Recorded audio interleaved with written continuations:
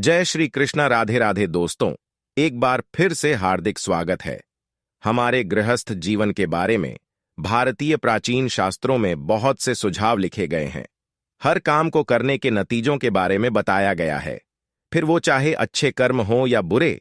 अच्छे कर्मों का नतीजा हमेशा ही अच्छा होता है, वही बुरे कर्मों के बुरे नतीजे भी लोगों को भुगतने पड़ जाते हैं। शास्त्रों के अनुसार किसी पराई स्त्री के साथ संभोग करना पाप माना जाता है और ऐसे इंसान को सीधे नरक में जाना पड़ जाता है। वही किसी स्त्री के ऊपर बुरी नजर रखने वाले, किसी पराई स्त्री के साथ संभोग का सोचने वाले लोगों को भी नरक में ही जगह दी जाती है। एक समय था जब दिल्ली के पुराना किला स्थित भैरव मंदिर में किले की दीवारों पर चित्रों के माध्यम से प्राणियों को दुष्कर्मों से दूर रहने के लिए मृत्यु उपरांत यमलोक में दी जाने वाली यातनाओं से अवगत करवाया जाता था। लेकिन पश्चिमी सभ्यता के मानव जीवन पर हावी होने के कारण मानव जीवन से हिंदू मान्यताएं धूमिल ही नहीं हुईं, बल्कि आस्था पर भी आघात हुआ है। गरुड़ पुराण में कहा गया है कि जो व्यक्ति मर्यादा की रेखा पार करके परस्त्री अथवा परपुरुष से संबंध बनाता है, उसके लिए यमराज ने बड़ा ही कठोर दंड निर्धारित किया है।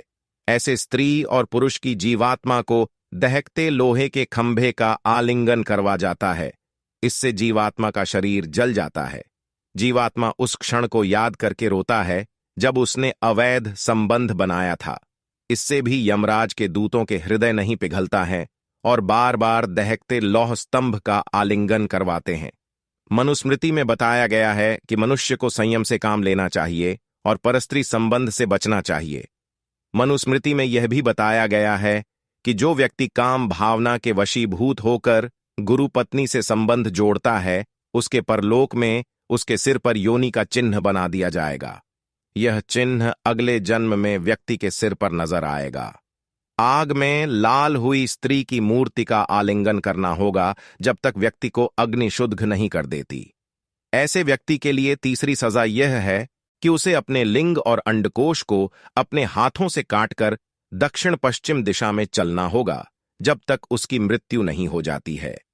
कुंवारी अथवा अल्पायु कन्या से संबंध की सजा गरुड़ पुराण में बताया गया है कि जो स्त्री अपने पति को छोड़कर दूसरे पुरुषों से संबंध स्थापित करती हैं, उन्हें यमलोक में दहकते लोहे का आलिंगन कराया जाता है।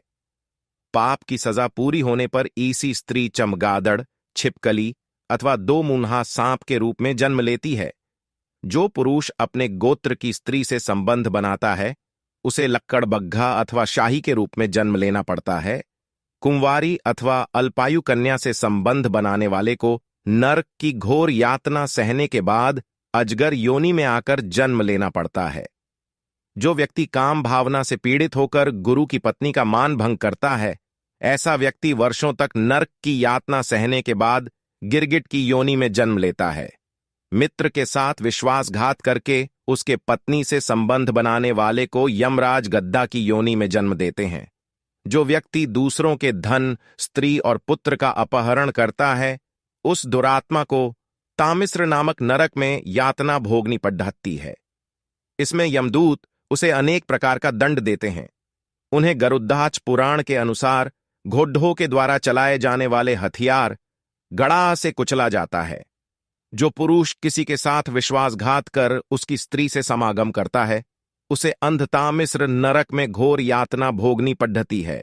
इस नरक में वह नेत्रहीन हो जाता है।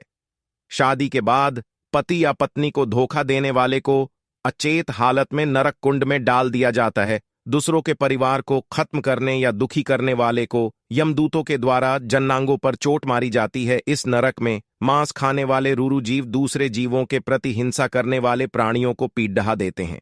दूसरों की संपत्ति हड़पने वाले को जंगली जानवरों से प्रताड़ित किया जाता है। पशु पक्षी आदि जीवों को मारकर पकाने वाला मनुष्य कुंभीपाक नरक में गिरता है। यहां यमदूत उसे गर्म तेल में उबालते हैं।